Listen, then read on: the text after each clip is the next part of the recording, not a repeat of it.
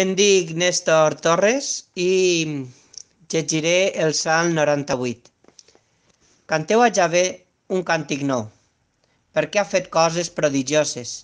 La seva mà dreta i el seu sant braç li han donat la victòria. Javé ha fet conèixer la seva salvació. Ha revelat la seva rectitud als ulls de les nacions.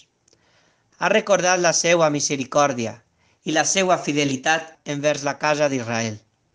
Tots els confins de la terra han vist la salvació del nostre Déu. Aclameu Javé tota la terra.